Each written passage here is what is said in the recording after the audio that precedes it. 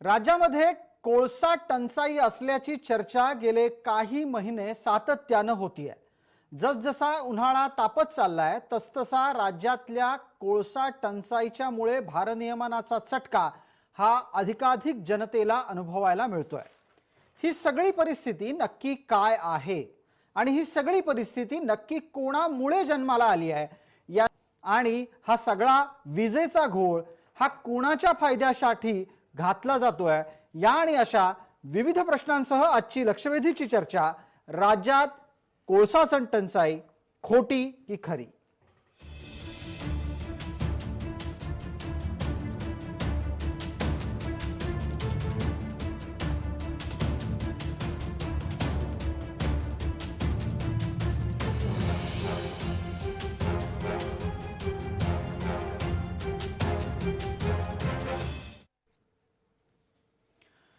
या चर्चेमध्ये आपल्यासोबत सहभागी होणाऱ्या मान्यवरांचा आपल्याला मी पटकन परिचय करून देतो। आपल्यासोबत मुंबईच्या आमच्या स्टुडिओमध्ये काँग्रेसचे राज्य प्रवक्ता, महाराष्ट्र काँग्रेसचे प्रतिनिधी या नात्यानं आपल्यासोबत अरुण सावंत जोडले गेलेले आहेत। आपल्यासोबत भारतीय जनता पार्टीच्याकडून या चर्चेमध्ये मिलिंद कानडे प्रवक्ता प्रतिनिधी या नात्यानं आहेत। आपल्यासोबत राजकीय विश्लेषक म्हणून संजयजी ठाकूर आहेत आणि शेतकरी नेते माणिकजी कदम आहेत। सर्व मान्यवरांचे चर्चेत स्वागत। चर्चेला सुरू करण्यापूर्वी दोन तपशील देणं अत्यंत गरजेचं आहे। सगळ्यात पहिल्यांदा आपण पत्र सूचना कार्यालय काय म्हटलंय ते पाहणार आहोत। पत्र सूचना कार्यालयाच्या माध्यमातून आलेली माहिती आता ग्राफिक्सच्या माध्यमातून आपल्या समोर येते, ती आपण पाहूया। पत्र सूचना कार्यालयानं ही माहिती सोमवारी रात्री प्रसिद्ध केली आणि सोमवारी रात्री ही माहिती प्रसिद्ध करत असताना त्यांनी असं ठामपणे म्हटलं की महाराष्ट्रात कोळशाची कसलीही टंचाई नाही। वीज प्रकल्पांना होणारा कोळशाचा पुरवठा हा या आधी प्रतिदिन 2,14,000 टन इतका। आता आम्ही सामना पुढे जाणार सामना करण्याकरता, परंतु आज जर सांगायचं झालं थोडक्यात तर पहिली गोष्ट म्हणजे गेले 5 दिवस या महाराष्ट्र राज्यामध्ये कुठेही विजेचं भारनियमन केलं गेलं नाही आहे। विरोधक जो काही आरडाओरड करत आहेत हा फक्त आणि फक्त या सरकारला बदनाम करण्याकरता आहे। या 5 दिवसात एकदाही भारनियम झालेला नाहीये। आपण सत्यता असत्यता याची पडताळून पाहू। राज्यभरातून या निमित्तानं आमच्यापर्यंत पोहोचलेला तपशील असा आहे की अनेक ठिकाणी अघोषित भारनियमन सुरू आहे। काही ठिकाणी 15 मिनिट आहे, काही ठिकाणी अर्धा तास आहे, काही ठिकाणी 1.5 ते 2 तास अचानक वीज जातीये, कुठल्याही प्रकारे उत्तर सापडत नाहीये। फक्त 1 सेकंद बोलतो मी, फक्त 1 सेकंद जी। आपण आता म्हणालात की राज्यामध्ये काही ठिकाणाहून अशा तक्रार येतात की आमच्याकडे 1-1, 2-2 तास किंवा अर्ध्या तासाकरता वीज जात आहे। याचं खरं उत्तर जनतेला कळलं पाहिजे ते हे आहे की पुढे पावसाळा येत आहे आणि पावसाळ्याच्या अगोदर पावसाळ्यामध्ये कोणत्याही प्रकारे विजेचं संकट येऊ नये किंवा लाईट बंद होऊ नये याच्याकरता एक सर्व्हिसिंगच्या गोष्टी केल्या जातात। त्या काही भागात होत आहेत आणि तिथे अर्ध्या तासाचं किंवा 15 तासाचं करता लाईट जात असेल, परंतु त्याचा अर्थ भार नियमन होतंय असं घेऊ नये। सर्व्हिसिंग चालू आहे हे मात्र खरं आहे। आपण दिलेल्या सगळ्याच मुद्द्यांच्या आधारे याच्यावरचं एक उत्तर आपल्याला पटकन भारतीय जनता पार्टीचे प्रवक्ता प्रतिनिधी या नात्यानं आपल्यासोबत असलेल्या कानडेजी यांच्याकडून घ्यायचं आहे।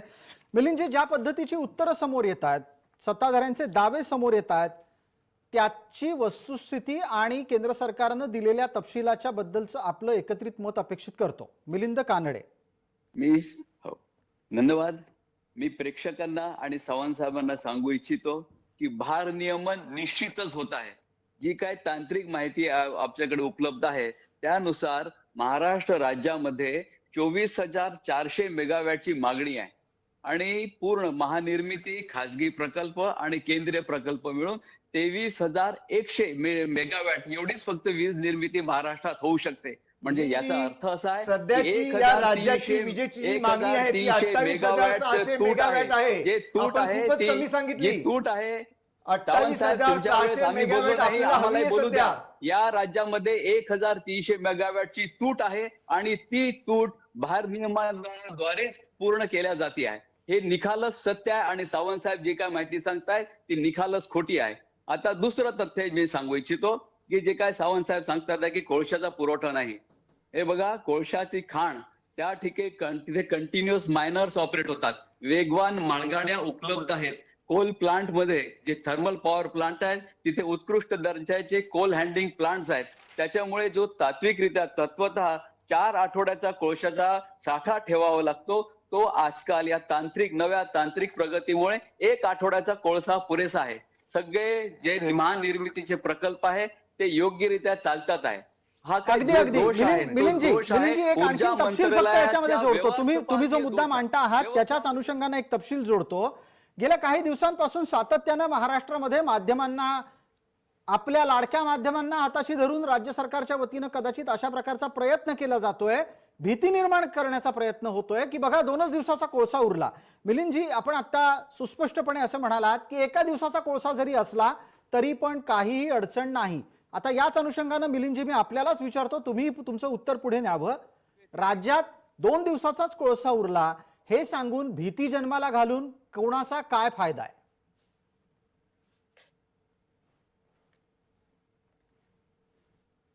मिलिंदजी, आपल्याला विचारलाय, माझा आवाज आणि प्रश्न पोहोचला? मला ऐकून आलं जी. ऐकून आलं मला. प्लीज सांगा पुन्हा प्लीज. जी, मी असं विचारत होतो आपल्याला की राज्यामध्ये 2च दिवसाचा कोळसा वीज प्रकल्पांकडे आहे असं सांगून जी भीतीदायक परिस्थिती निर्माण केली जाते ती का केली जाते, कोणाच्या फायद्यासाठी? एक तर सत्ताधाऱ्यांनी सामान्य जनतेला भीती दाखवू नये. मी तांत्रिक दृष्ट्या सांगतो की कोणत्याही थर्मल पॉवर प्लांटला 2 दिवसाचा कोळशाचा पुरवठा पुरेसा आहे. मी मगाशी जे सांगत होतो, बऱ्याच थर्मल पॉवर प्लांटला खाणीपासनं पॉवर प्लांट पर्यंत म्हणजे पीट टू प्लांट असे कन्व्हेअर बेल्ट लावलेले आहेत. त्याच्यामुळे कोळशाचा पुरवठा उत्तमरित्या होऊ शकतो. तिथे कुठेही मालगाड्यांची रेकची आवश्यकता नसते.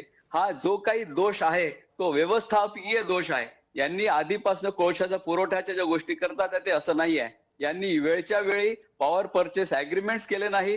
ज्या विविध राज्यांकडनं केंद्र सरकारकडनं पुरवठ्यासाठी अग्रीमेंट्स करायचे असतात, यांना माहित नव्हतं का की उन्हाळ्यामध्ये 24,400 पर्यंत डिमांड जाते.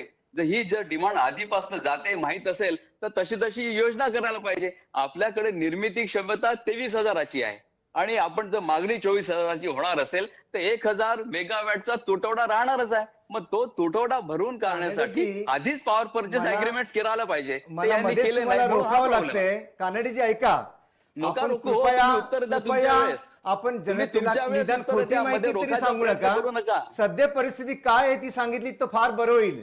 आपण मगाशी मला खोटं ठरवण्याचा प्रयत्न केला, परंतु केंद्र सरकार स्वतः, केंद्र सरकारचे मंत्री, ऐका कानडी, केंद्र सरकारचे ऊर्जा मंत्री आणि प्राधिकरण, केंद्रीय ऊर्जा प्राधिकरण स्वतःच म्हणते की ही गोष्ट खरी आहे की कोळशाचं उत्पादन हे काही प्रमाणात कमी होते, तरी सुद्धा घाबरू नका. हे स्वतः केंद्र सरकार सांगते.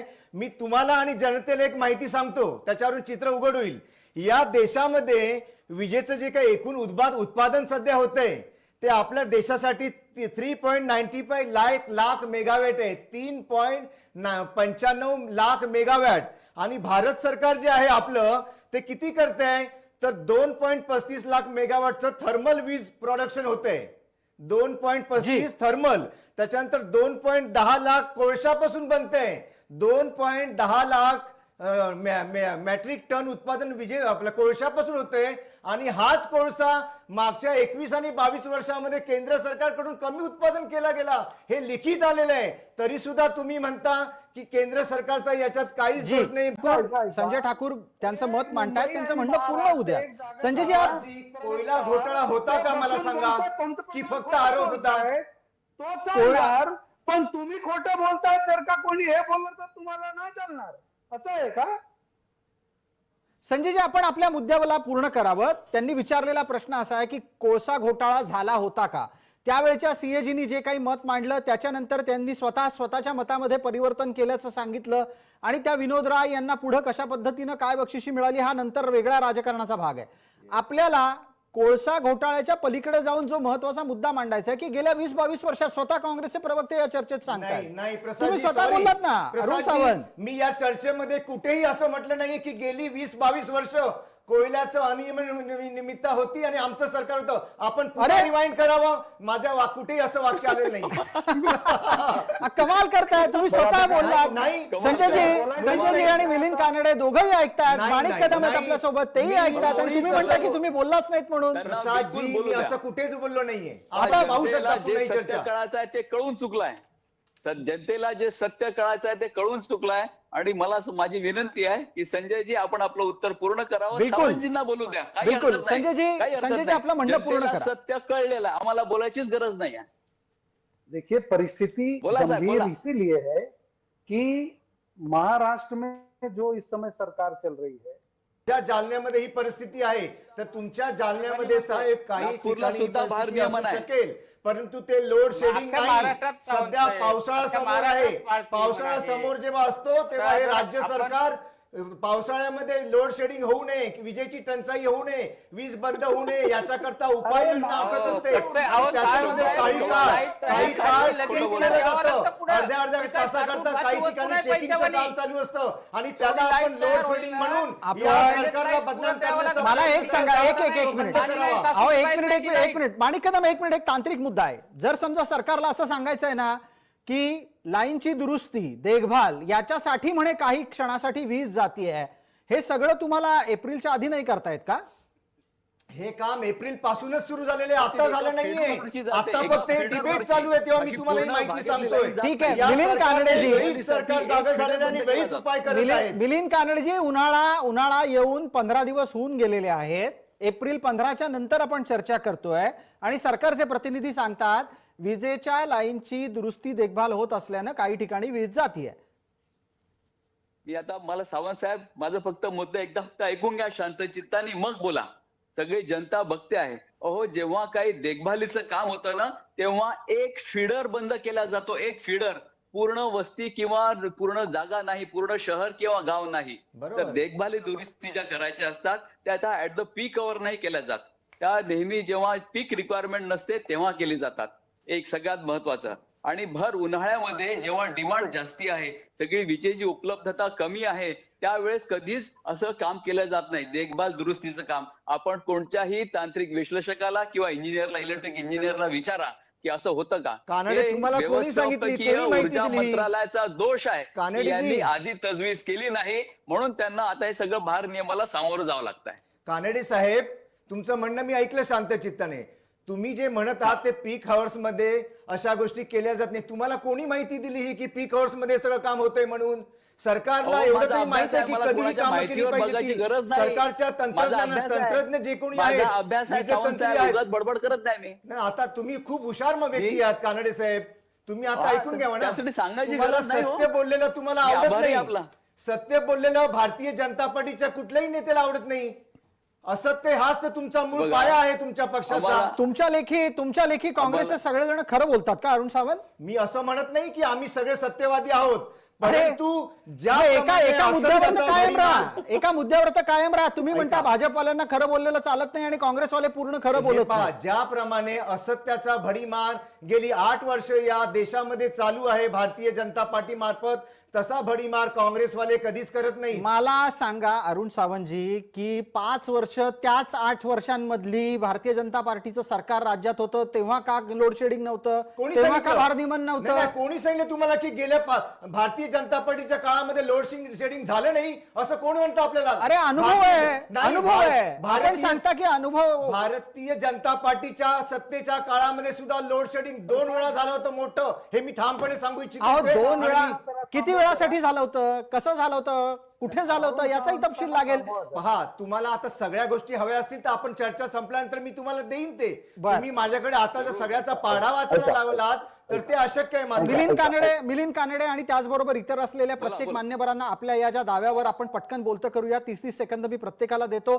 सगळ्यात आधी माणिक कदम, आपण सांगा 5 वर्षाचं सरकार 2014 ते 2019 जेव्हा होतं त्यावेळेला भारनियमनाची, वीज पुरवठ्याची परिस्थिती काय होती? शेतकऱ्याला शक्यतो दिवसा लाईट दिल्या जात होती, ही वस्तुस्थिती खरी आहे. पण लास्टच्या 1 वर्षामध्ये त्या ठिकाणी सुद्धा भारनियमन थोड्या प्रमाणामध्ये शेतीसाठी करण्यात आलं होतं. परंतु आज जे काय ह्या राज्यामध्ये सुरू आहे, अत्यंत बेजबाबदारपणे हे सगळं म्हणजे विद्युत वितरण कंपनी वागत आहे. प्रकाश गडवरले जे काही अधिकारी बसलेले आहेत त्यांना काही देणं घेणं नाहीये. त्या अधिकाऱ्यावर कोणाचं वचक नाहीये. हा ठीक माझा आहे. एक या मुद्द्याला आपल्याला वेळेत उत्तरही घ्यायचं आहे. मिलिंद कानडे यांना 30 सेकंदाचा पटकन वेळ देतो. चर्चेच्या या भागाच्या शेवटच्या टप्प्यात आपण आहोत. मिलिंदजी, आपण सांगा 5 वर्षात काय नियोजन करून भारतीय जनता पार्टीच्या सरकारच्या काळामध्ये 5 वर्षात काय प्रकारचं नियोजन करून भारनियमनाचा प्रश्न निकाली काढला गेला होता? आता काय चुकलंय? जेव्हा फडणवीस सरांचं सरकार होतं त्यावेळेस जितकी विजेची मागणी होती ती विजेची मागणी पुढे किती वाढणार आहे या अनुसरून वेळच्या वेळी पॉवर परचेस अग्रीमेंट केल्या गेले. महानिर्मितीची किती वीज क्षमता आहे, खासगी प्रकल्पांकडनं किती वीज मिळू शकते, केंद्रीय प्रकल्प जसे एनटीपीसी आणि सेंट्रल ग्रिड यांच्याकडनं किती वीज मिळू शकते याचा आढावा घेऊन आवाका घेऊन पुढच्या पावलानुसार पुढच्या महिन्यामध्ये कशी रिक्वायरमेंट राहणार आहे त्याच्यानुसार विविध प्रकारचे पॉवर परचेस अग्रीमेंट केले जायचे. ठीक आहे. उदाहरणार्थ जेव्हा थोडक्यात महाराष्ट्रात आपण उन्हाळा हे असतो निदर्शनात आणून दिलं की नियोजनबद्ध कारभार केला तर